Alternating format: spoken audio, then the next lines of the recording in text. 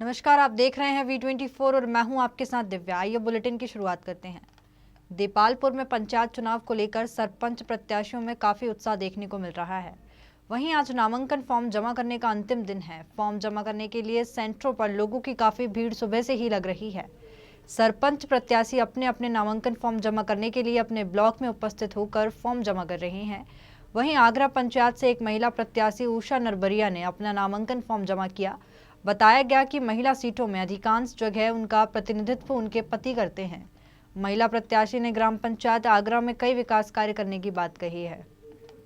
दिनांक तक 18 फार्म आ चुके हैं नामिनेशन पत्र और 15 नामिनेशन पत्र पंचों के आ चुके हैं। इस क्षेत्र के अंतर्गत 6 पंचायत आती है। हाँ, आगरा, उषापुरा, अरण्य, सोमठा, अहिरखेड़ी और आकाशुदा बजे तक नामिनेशन पत्र प्राप्त करेंगे। और अगर लाइन में लगे रहेंगे लोग कैंडिडेट्स तो उनको भी हम चिट्ठी बांटेंगे और उनको अंदर लेके उनके सारे फॉर्म जमा करेंगे हम लोग। सबसे पहले तो मैं ये कहना चाहती हूँ कि अगर जनता के द्वारा मुझे चुना जाता है तो मैं खुद इसका प्रतिनिधित्व करूँगी। पंचायत में मैं खुद बैठूँगी। अधिकांश क्या होता है कि अगर महिला सरपंच रहती है तो उनके पति पंचायत में बैठते हैं, एक तरीके से राज करते हैं। मगर मैं ये चाहती हूँ कि महिलाएं रहें और महिलाओं का ही काम होए, क्योंकि विगत कई वर्षों से हमारे यहाँ बहुत सारी समस्या है जिनका समाधान नहीं हुआ है। जैसे कि नाली, सड़कों का निर्माण नहीं हुआ है, नाली, गंदगी आदि कई ऐसी चीज़ें हैं जिनके ऊपर काम करना है।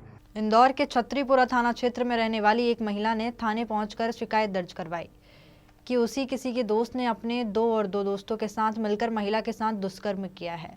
जहां महिला की शिकायत पर पुलिस ने एक आरोपी के साथ उसके 2 दोस्तों को हिरासत में लेकर पूछताछ शुरू कर दी है। दरअसल दोस्त रोहित तोमर ने क्षेत्र में एक रूम ले रखा था।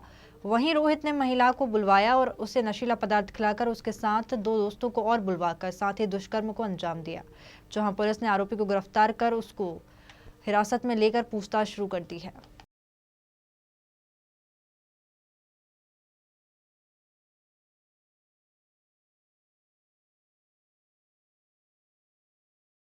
हमारे थाना क्षेत्र में रहने वाली एक महिला ने थाने पर रिपोर्ट की थी कि उसका जो पहले उसका दोस्त था रोहित तोमर करके, उसने उसको मांग लिया कि वहाँ पे जो कमरा लिया था वहाँ उसने उसको बुलाया और उसके साथ में ज़बरदस्ती बलात्कार किया। और उसके 2 दोस्त थे, उन्होंने भी उसके साथ में बलात्कार किया। हमारे यहाँ तत्काल धारा 376D के तहत केस रजिस्टर्ड हुआ है। उसमें रोहित तोमर की गिरफ्तारी हो चुकी है। 1 रोज के हमारे पुलिस रिमांड पे है। बाकी 2 अन्य जो संदिग्ध हैं उनको पूछताछ के लिए लेके आए हैं। उनका भी अगर उसमें संलिप्तता होगी उनके खिलाफ भी कार्रवाई की जाए। 5 दिवसीय शीतकालीन सत्र शुरू हो गया है, जहां दिवंगतों को श्रद्धांजलि और उपचुनाव में जीतकर आए 3 नवनिर्वाचित विधायकों को विधानसभा अध्यक्ष गिरीश गौतम ने शपथ दिलाई। इसके बाद कुन्नू हादसे में CDS Vipin Rawat, group captain Varun Singh सहित 14 सैनिकों को CM शिवराज सिंह चौहान ने बीजेपी और सदन की तरफ से विनम्र श्रद्धांजलि दी है। जहां कार्रवाई पूर्ण होने के बाद विधानसभा अध्यक्ष गिरीश गौतम ने सदन की कार्रवाई मंगलवार सुबह 11 बजे तक के लिए स्थगित कर दी है। गरियाबंद जिले के छूरा विकास खंड के अंतर्गत ग्राम पंचायत पंक्तियां में प्रबंधक शत्रुघ्न धुर द्वारा बेहतर तरीके से किसानों की धान खरीदी की जा रही है। बता दें कि धान उपार्जन केंद्र में छूरा जनपद पंचायत CEO रुचि शर्मा और नोडल अधिकारी मेघ सिंह कंवर भी निरीक्षण करने पहुंचे और किसानों से बात कर उनकी समस्याएं भी जानी। धान उपार्जन केंद्र में CEO व नोडल अधिकारी ने संबंधित अधिकारी को पेयजल की व्यवस्था, छाव और किसानों के बैठने के लिए पर्याप्त व्यवस्था करने के साथ साथ किसानों का समय पर टोकन काटने का भी निर्देश दिया है। आपको बता दें कि इस वर्ष धान खरीदी का लक्ष्य 30,980 रखा गया है। जी, मेरा परिचय, मैं MS कंवर एग्रीकल्चर डिपार्टमेंट से हूँ। मुझे खरीदी धान संग्रहण केंद्र पक्तिया में नोडल के रूप में नियुक्त किया गया है। ये हमारा सबसे पहले काम तो यहाँ का व्यवस्था देखना है, सही से धान खरीदी हो रहा है नहीं हो रहा है, क्वालिटी चेक करना है और मॉइस्चर क्या आ रहा है, इन सब चीज़ों को हम लोग देखना है। और व्यवस्था कैसे चल रहा है उसको भी अपन टेली करना है। हमारे यहाँ धान को समिति प्रबंधक आदिम जाति सेवा सहकारी समिति पक्तियाँ पंजीयन क्रमांक 1100, पंजीयन क्रमांक 49। हाँ, धान खरीदी हमारे यहाँ सुचारू रूप से चल रहा है। हमारे यहाँ किसान पंजीकृत है 597 और ग्राम है 5 गांव से आते हैं यहाँ किसान। और शासन से प्राप्त हुआ है बारदाना 20,000 और 8,000 मिलर्स से, पीडिया से हुआ है 7,235 और किसानों से हुआ है 1,534 बोरे। खरीदी का लक्ष्य है अपना 30,980 कुंटल। छत्तीसगढ़ में 1 दिसंबर से धान की खरीदी समर्थन मूल्य पर की जा रही है, जहां किसान अपना धान खरीदी केंद्र में जाकर बेच रहे हैं। किसानों ने बताया कि खरीदी केंद्रों से वरदाना मिल रहा है जो पूरी तरह से ठीक नहीं है, जिसमें धान भरने से धान गिरने लगता है। धान खरीदी केंद्रों में किसानों को 75% बारदाना दिया जा रहा है, जिसमें किसान अपना 25% बारदाना खरीदी केंद्र में ला रहे हैं। वहीं धान खरीदी केंद्र के प्रबंधकों ने बताया कि परिवहन का चालन धीमी गति से हो रहा है, जिसके कारण धान खरीदी केंद्रों में धान का उठाव तेजी से नहीं जा पा रहा। वहीं धान खरीदी केंद्रों में खरीदी बंद होने की संभावना भी है, जिससे चलते किसान परेशान नजर आ रहे हैं। हाँ, धान खरीदी तो 1 दिसंबर 2021 से चालू हो चुका है और अभी वर्तमान में हमारे बालोद समिति में 13,600 की खरीदी है, उसमें 3,600 कुंटल उठाव भी हो गया है। पतला और मोटा का थोड़ा सा भी उठाव में दिक्कत हो रहा है, वह भी 1-2 दिन में समस्या हल हो जाएगा, ऐसे अधिकारियों का कहना है। अभी तक के खरीदी में चिल्हाटी का जो हुआ है और दुधली का परिवहन अच्छा हो रहा है, लेकिन चिल्हाटी में बफर लिमिट 18,000 कर दिया है, जो बहुत ज़्यादा है। अभी आने वाला सप्ताह में खरीदी बंद होने की संभावना है, परिवहन कराने की कृपा करें। इंदौर में नगर निगम को स्वच्छता में 5 बार नंबर 1 का तमगा दिलाने के लिए साफ सफाई कर्मचारियों के लिए निगम आयुक्त ने सराहनीय पहल की है, जहां उन्होंने कर्मचारियों के स्वास्थ्य की चिंता करते हुए स्वास्थ्य शिविर का आयोजन किया, जिसमें सफाई कर्मचारी परिवार सहित अपने स्वास्थ्य का परीक्षण करवा रहे हैं। इंदौर नगर निगम के 4,500 स्वास्थ्य कर्मचारी और उनके परिवार के लिए निगम आयुक्त ने इस शिविर का आयोजन किया। साथ ही किसी भी सफाई कर्मचारी के परीक्षण के दौरान गंभीर बीमारी निकालने पर नगर निगम द्वारा मुफ्त इलाज भी करवाया जाएगा।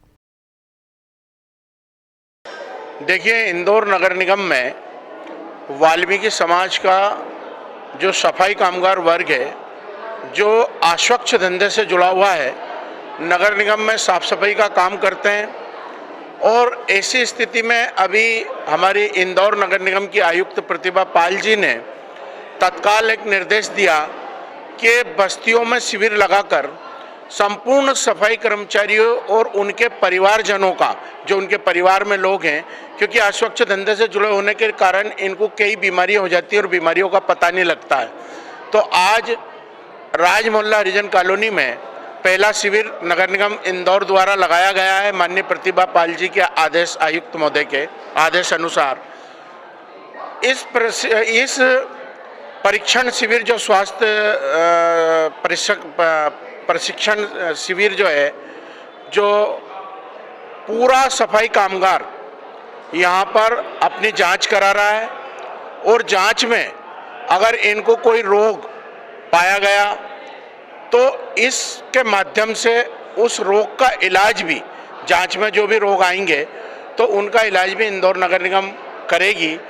मनिंद्रगढ़ में पुलिस ने पत्नी की हत्या कर एफआईआर दर्ज की। पति आरोपी को गिरफ्तार कर लिया है। 8 सितंबर को हस्तिनापुर के जंगल में एक महिला की छत विक्षिप्त लाश मिली थी। मृतका की पहचान सोनिया सिंह के रूप में की गई थी। घटना के बाद से सुद्धू सिंह गोंड फरार था। पूछताछ करने पर सुद्धू सिंह ने बताया कि सोनिया सिंह उसकी दूसरी पत्नी थी। घटना वाले दिन विवाद होने पर उसने गला घोंटकर पत्नी की हत्या कर दी थी। दिनांक 8/9/20 को फोन द्वारा सूचना प्राप्त हुआ था कि एक सड़ी गली लाश जंगल में मिला है, जिसकी सूचना पर तितली माड़ा हसदेव नदी हस्तिनापुर जंगल गए, जहां पर शिनाख्त करने पर वो सोनिया नाम की महिला निकली, जो कि सुद्धू सिंह की दूसरी पत्नी थी। बाद में जब पता तलाश किए तो उस दिन से सुद्धू सिंह फरार था, जबकि अन्य 2 प्रकरणों में पूर्व से भी फरार है, जिसको तलब कर लाकर पूछताछ किए, जो घटना स्वीकार किया है और गला दबाकर हत्या कर खाई में छिपाना बताया है। गिरफ्तार कर उसको न्यायिक रिमांड पर भेजा जाए। छत्तीसगढ़ में प्रेमनगर नगरीय निकाय चुनाव में 2 बजे तक 75% मतदान पूर्ण हुआ। कड़ाके की ठंड के बावजूद मतदाता सुबह से पोलिंग बूथ पर बाहर लाइन लगाकर मतदान करते नजर आए। वहीं शांति व्यवस्था के मद्देनजर जिला कलेक्टर गौरव सिंह, एसपी भावना गुप्ता की टीम ने पोलिंग बूथों का निरीक्षण किया।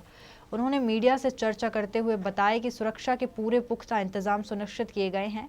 बता दें कि कोविड गाइडलाइन को देखते हुए सैनिटाइजेशन के बाद भी मतदान केंद्र में प्रवेश दिया जा रहा है। वहीं यदि कोई कोविड संदिग्ध पाया जाता है तो ऐसे व्यक्ति को अलग से अंत में मतदान कराए जाने की भी व्यवस्था की गई है। प्रेमनगर निर्वाचन में अभी तक सब जगह पे शांति बरकरार है। अभी तक लगभग 60% वोटिंग ऑलरेडी हो चुकी है। कहीं पे भी किसी तरह की वायलेशन की कोई अप्रिय घटना की अभी तक सूचना नहीं आई है। पुलिस की पूरी टीम्स ग्राउंड पे एक्टिव हैं। सभी मतदान केंद्रों में जो तैनाती है पुख्ता रूप से की गई है। पुलिस का पूरा फॉर्मेशन ग्राउंड पे एक्टिव है। देखिए, आप लोग मतदान केंद्र से खुद आ रहे हैं सब लोग। अभी तक 12 बजे तक 60% से ज़्यादा मतदान हो गया है। मतदाताओं में उत्साह है और जो सबसे बड़ी बात थी कि कोरोना गाइडलाइंस को ध्यान में रख के हम करना था, उसको पूर्णतया पालन किया जा रहा है। और आज देखने में आ रहा है कि लोग खुद मास्क लगा के अपना मुंह बांध के आ रहे हैं, लेकिन जो लोग नहीं भी आ रहे हैं उनको मास्क दिया जा रहा है और पहचान के टाइम मास्क बस उतरवाया जा रहा है। बाकी वो लोग अपना शांतिपूर्वक अपना मतदान कर रहे हैं। मध्य प्रदेश के पंचायत चुनाव की घोषणा के साथ ही बेटमा में क्षेत्र के आसपास की पंचायतों में सरपंच पदों के लिए चुनाव होने जा रहे हैं, जिसे लेकर प्रत्याशियों में काफी उत्साह देखने को मिल रहा है। सरपंच पद के प्रत्याशी अपने समर्थकों के साथ कार्यालय में आवेदन प्रस्तुत कर रही हैं, जिसमें देपालपुर जनपद की सबसे बड़ी पंचायत काली बिल्लोद की सरपंच नर्मदाबाई परमार ने भी अपना नामांकन जमा करवाया है। इस दौरान नायब तहसीलदार नीरज प्रजापति ने बताया कि नामांकन की प्रक्रिया 13 से 20 दिसंबर तक चलेगी। आरक्षण सिस्टम के अंतर्गत फिर एससी की सीट ग्राम पंचायत काली बिल्लोद में अनुसूचित जाति महिला वर्ग की सीट आई है। मेरी पत्नी इस बार फिर पूर्व में भी सरपंच रही है और अभी वर्तमान में भी नामांकन दाखिल किया है। ग्राम पंचायत काली बिल्लोद में हमने पिछले 5 से 7 वर्षों में उसका विकास का चहुमुखी विकास के लिए हमने खाका तैयार किया। वो एक रोल मॉडल पंचायत है, वो मध्य प्रदेश के लिए हो या भारत सरकार के लिए। ऐसे कई अनगिनत कार्य हमने वहाँ किए और अभी वर्तमान स्थिति में जो परिस्थितियाँ है वहाँ हमारी 11 से 12 कॉलोनियाँ है, उनका सही सुनियोजित वहाँ के निवासियों के साथ बैठ के एक सुनियोजित प्लान बनाकर उनका विकास करना। अगर इस बार जनता का असीम स्नेह और प्यार प्राप्त होगा और उनको उनके मूलभूत सुविधाओं की भरपूर सुविधा दी जाएगी। मैं सरपंच पद की प्रत्याशी उर्मिलापति राहुल चौहान का नामांकन दाखिल किया है और हम ग्राम काली बिल्लोद की समस्त जनता से विनम्र निवेदन करते हैं कि उर्मिलापति राहुल चौहान को भारी मतों से विजय बनाकर उनका उत्साहवर्धन करें। एक मिनट रुकना। हम जनता के बीच में ग्राम काली बिल्लोद में 12वीं तक स्कूल के पूरे प्रयास करेंगे और ग्राम काली बिल्लोद में बिल्लोद से तो अपने बगदुन रोड का विकास नवीनीकरण के द्वारा या हो सकता है कि डामरीकरण भी हो जाए तो वो भी करेंगे। इसके अलावा गांव में स्ट्रीट लाइट, साफ़ सफाई, स्वच्छता का ध्यान रखते हुए सारे काम और भी कहीं विकास कार्य जो ग्राम पंचायत के क्षेत्र में आएंगे हम सब मिलकर करेंगे। इस अनुसार जो है नामांकन की प्रक्रिया दिनांक 13 दिसंबर से शुरू हो चुकी थी और ये सोमवार तक जो है 20 तारीख तक इसकी प्रक्रिया चलेगी। आज दिनांक को जो है हमारे खंड मुख्यालय ARO बेटमा मुख्यालय में 11 नामांकन पत्र प्राप्त हुए हैं, जिसमें 10 नामांकन पत्र सरपंच के हैं और 1 नामांकन पत्र पंच काली बिल्लोद का प्राप्त हुआ है। इस आने वाले सोमवार को आखिरी तारीख है नामांकन निर्देशन पत्र प्राप्त करने की। और फिलहाल इस बुलेटिन में बस इतना ही। बाकी की तमाम बड़ी खबरों के लिए देखते रहें V24। तब तक के लिए नमस्कार।